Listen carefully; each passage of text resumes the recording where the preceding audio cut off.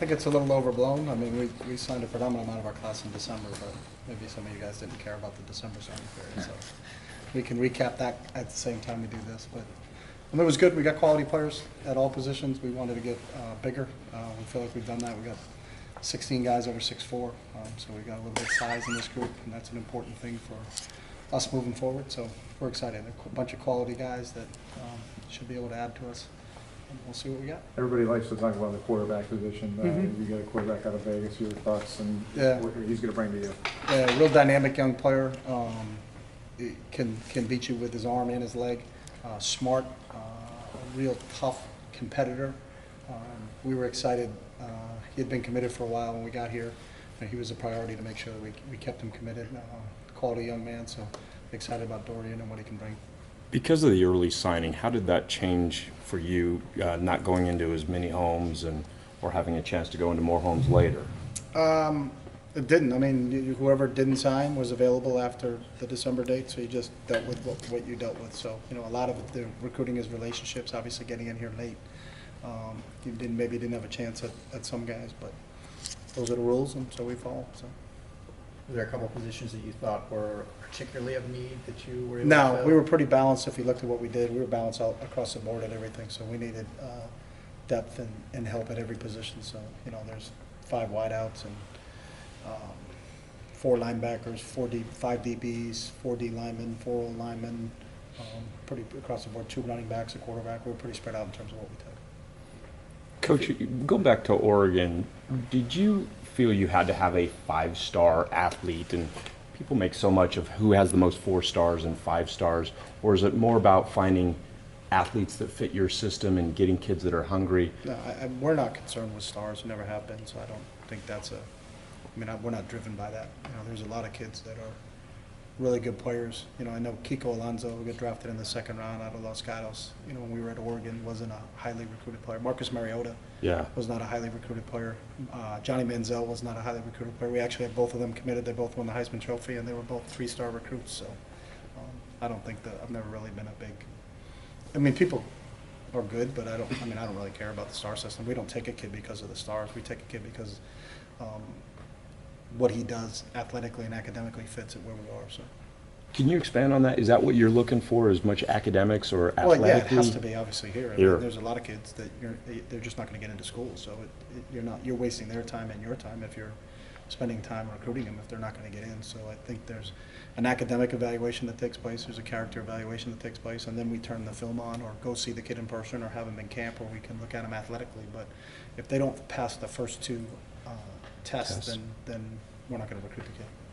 Coach, you mentioned the number of players you have signed are 6'4" or taller. Is that like a physical checkbox that you want to check before you look at the film? Yeah, there's certain size requirements that we're looking for, and we were successful at Oregon with that, recruiting kids like Eric Armstead, DeForest Buckner, taller, longer players, Deion Jordan, all those guys. They grow into their framework, but big people beat up little people, so we're looking for big people.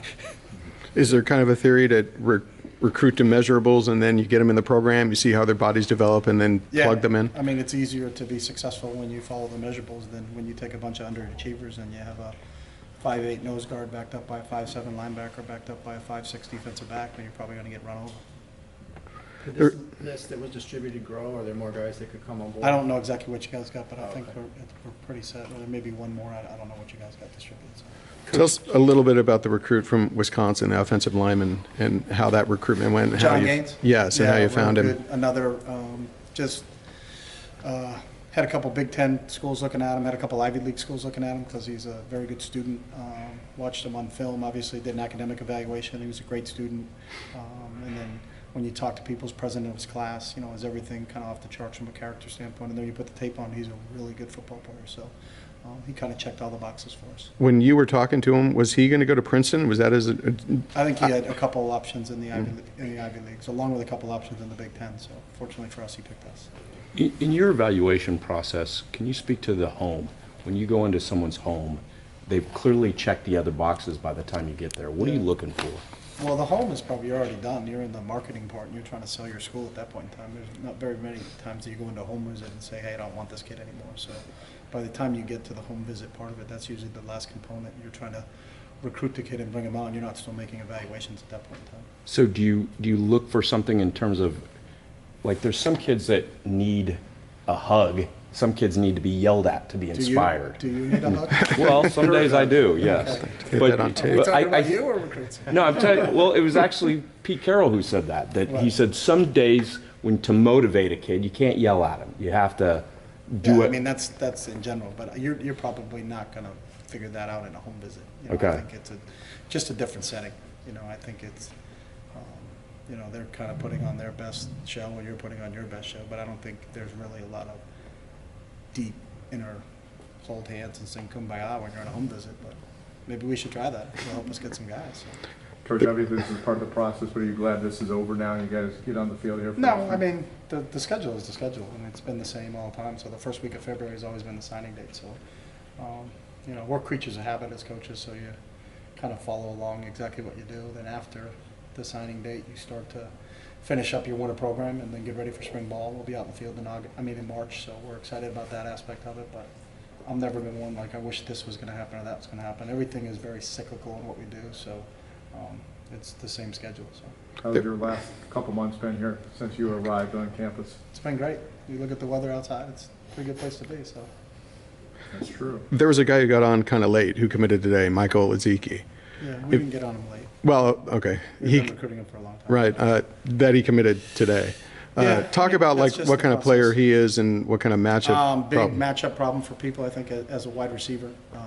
You know, I've always had success with big receivers. He reminds me a lot of Jordan Matthews, who played for me when I was in Philadelphia. So I think him, along with Brian Addison and Chase Cota, we got 3 guys over 6'3", 2 guys over 6'5". So I think that matchup against smaller DBs is something that we'll try to exploit, using all 3 of those guys in that regard. Coach, when you took over, there was obviously a lot of turnover with the recruits who previously committed to Coach Mora. Was that just doing due diligence, or were you looking for No. different qualities in the players? No, I mean, we've got to recruit to what we want to build here at UCLA. That's one thing. And I also think the commitment part's way overblown. I think if a kid commits and is taking other visits, then he's just making reservations for dinner. He's not committed to you. So, I mean, I think maybe some young guys maybe have to figure out what the word commitment means. So when a kid says he's committed and visiting 5 other schools, well, then he's not committed. So, I think there's way too much stock in, you know, that this school has 18 commits in September. Well, how many of those guys are actually committed, shut down recruiting, and not going anywhere else? Then only 4. So then they have 4 commitments. So I think way too much is made over that early commitment part, just because they're not committed if they're visiting other schools and talking to other schools. So. Are you anticipating that the junior college guys might be able to come in and be a little bit more ready to play? Javari Anderson, I and hope they're Tyree all ready Thompson. to play. I mean, that's kind of the goal. So I hope everybody we signed is ready to play the day they get here, because that's what we want them to do. And if we did a good job recruiting, then they are ready to play. So I don't put more stock in the JC kids than I do the high school kids, and we told them all that you better all come in here on day 1 and prepare to play, because that's why you came here. So we didn't plan to redshirt any of them. So if you ask me who do we plan on playing next year, I hope they all play next year. So that's kind of what our game plan is. What was the biggest thing that you had to readjust to, you know, being in the NFL for a few years and coming back to the college game, whether it's recruiting, whether it's building a staff at this level? I don't think there was any one big thing that stood out. I mean, it's the only thing that was a little different is there was a signing date in December, but that came and passed. Like some of you guys missed a signing date in December too. So, but the schedule is the schedule. It was usually the same schedule that we kept when I was in Oregon. You know, you have a bowl prep, you got recruiting weekends. There's a big break from December 15th to about January 15th, and then you crank it back up again until this day. So I think it's pretty much has been pretty straightforward. To be Was honest. it kind of muscle memory for you getting back into the? Brain memory, not muscle memory. We're not lifting anything. So. Is there a designated recruiting coordinator on the staff? No, we have a director of player personnel, Jeff Martson, who handles all that stuff, and then everybody has their own recruiting area, and then we kind of morph into recruiting by positions, but there's nobody. Well, our off-field people handle all that stuff. At defensive back, it looks like you went for height, size, length. Yeah, we went at height, size, length at every position. So if you look at the numbers and what we're looking for, I think it's a taller, longer game, and if you're taller and longer at every position, it's going to be a benefit. The same thing we did at wideout, the same thing we did at DB, linebacker, defensive line. You know, that's kind of what we're looking for. What do you see from Martell Irby, the running back? Yeah, very tough, hard-nosed, physical guy. You know, he's a little bit shorter, but he's 200 pounds, over 200 pounds. He's a physical player. You know, you look at his highlight tape, he kind of jumps off the screen as a defensive player and how physical he can be. But he can make cuts at full speed. He catches the ball really well. He played some quarterback. He's got some versatility. He's also just a unique kid. You know, he's got a 3.96 grade point average, plays 3 instruments, goes to the School of Performing Arts, and then goes over to Morse to play. So, real neat kid. Real excited to have him here. We have time for just a couple more. How many are you expecting to have for spring training or spring practice? I think a couple. I think maybe those 3 JCs and maybe one other high school kid are going to enroll for.